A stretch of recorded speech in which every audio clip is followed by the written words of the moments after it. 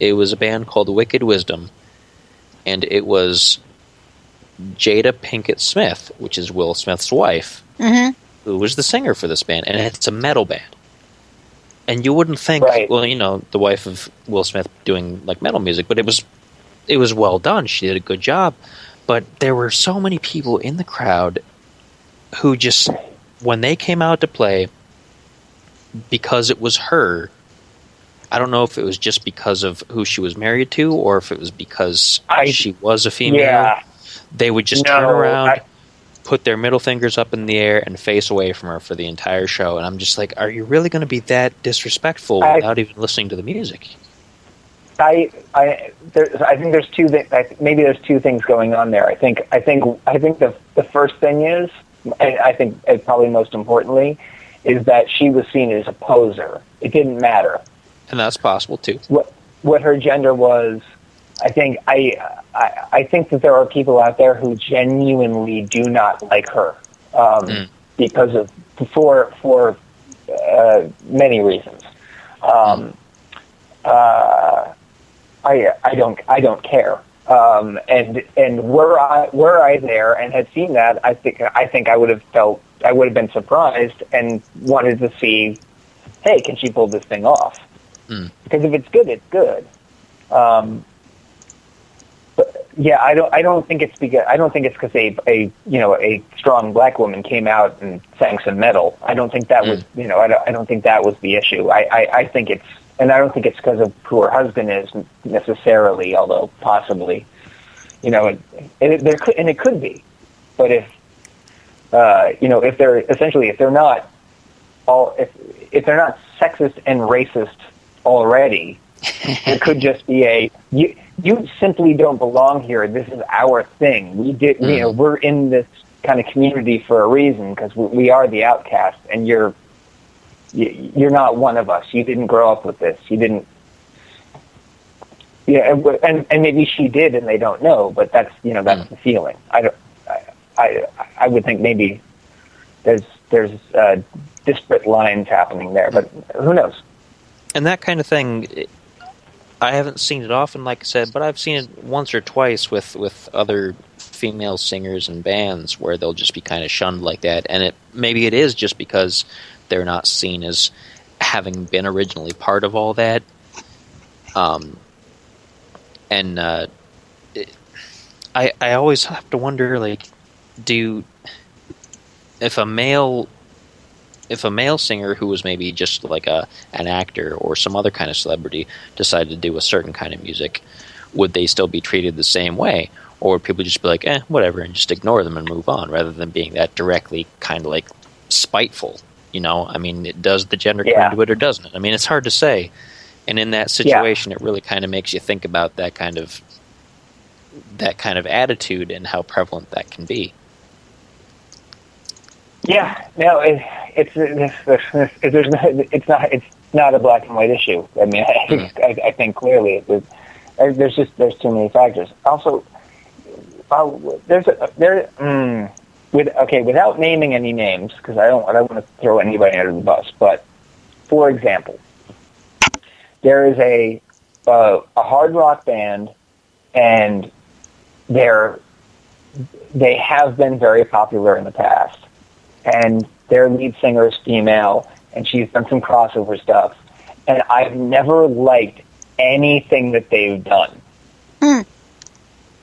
Just personally, didn't like it. It's like a generic kind of just the chunk metal guitar sound, but it's still pop. And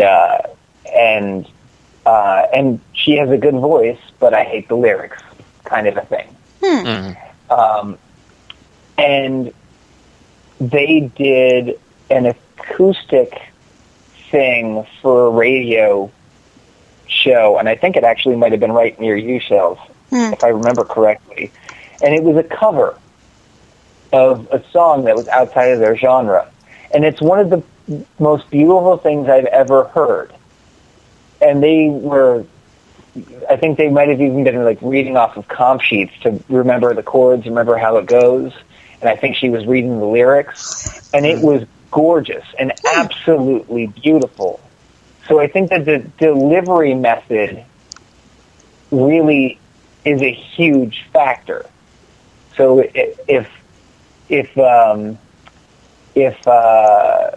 Steve Martin wanted to come out and sing metal all of a sudden, people might laugh and watch because it's like a freak show, but it wouldn't be sustained. But if Steve Martin wants to play banjo music, it's like, right, because he plays the banjo, and that's what he wants to do. Yeah.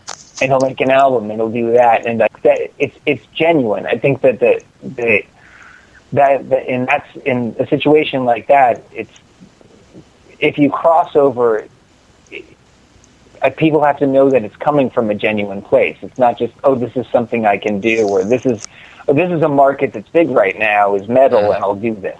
And maybe that's what those people were thinking when Miss Pinkett Smith got up there. I don't know. Yeah, true. But very true. I felt that way when I saw this video on YouTube and heard this song, and I've watched it, I don't even know how many times. It's absolutely gorgeous. It's just one of the best things I've ever seen. And I don't like anything that they've ever done otherwise. Who's this mysterious band? I'm not gonna say it because I don't know. I could end up marrying the girl. Who knows? Well, unless Mott's gets there first. You gotta tell me who this mystery band is off before we take off.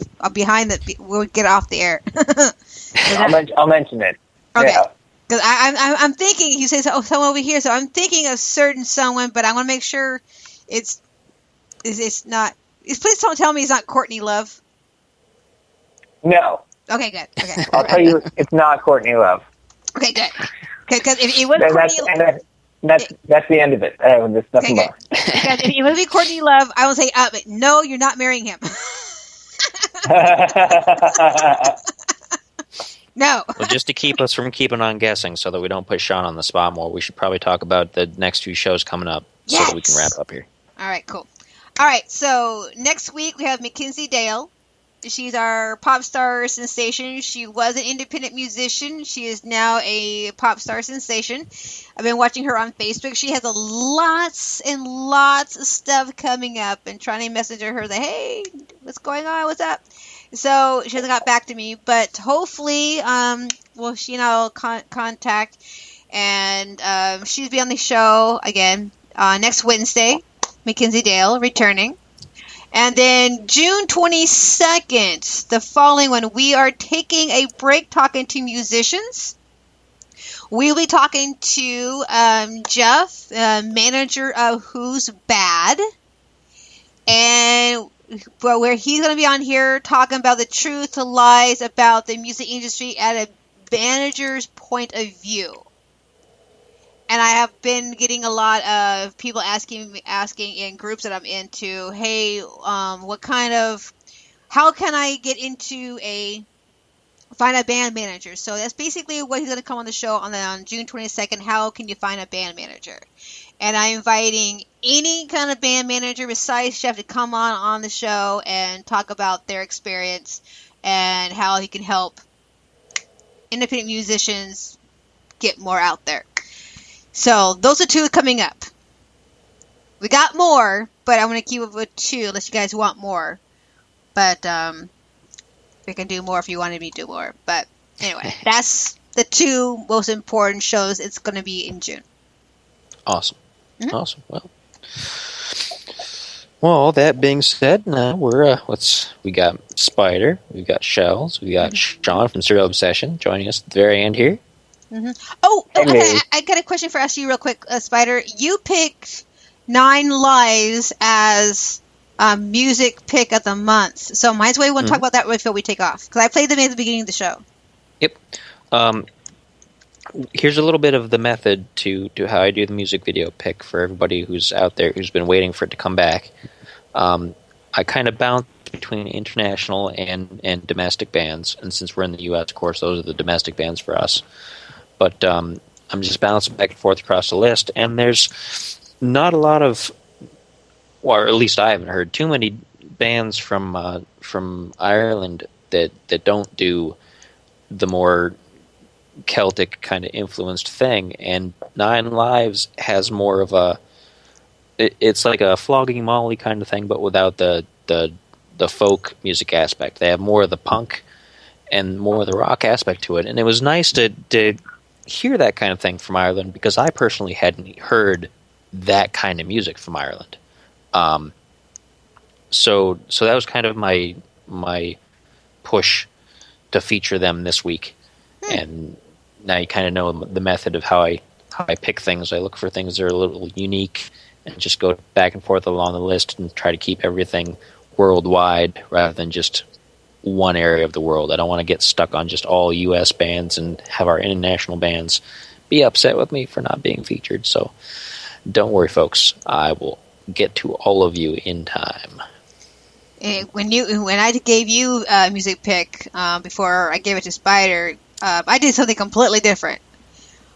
Since music pick was the only thing we had going on before the podcast got started, whoever came first was a music pick. So we did like every other day was a music video to get this shit going, and then kind of like stopped doing it because I got busy with the website, and then I gave it to Spider. So there's your yeah. All right. And now Sean knows the secrets too. Yes. All right. So actually, Spider, I agree with you. By the way, that we just with the Irish bands, just having been over there so many times, is that it sort of if you're playing local gigs, you get local work, and eventually you're going to have to sort of acquiesce and play some of the old timey stuff, or play the in that style a little bit, and do a Pogues cover here and there and all that stuff, and that ends up being kind of what your sound is. So I completely agree, and I appreciate that nod, because I think it's great. Mm-hmm. Yeah, I mean, it's cultural, and I love culture and all that, but sometimes you want to hear something outside of the norm from a culture, and that was Nine Lives, and really glad to have featured them this week. Mm-hmm. Yeah. All right, so I guess we're going to end the show. I'm going to play one more song. It's Mackenzie Dale, Flame in the Dark. Get you guys prep for next week. So here she is. Good night. See you later. Good night.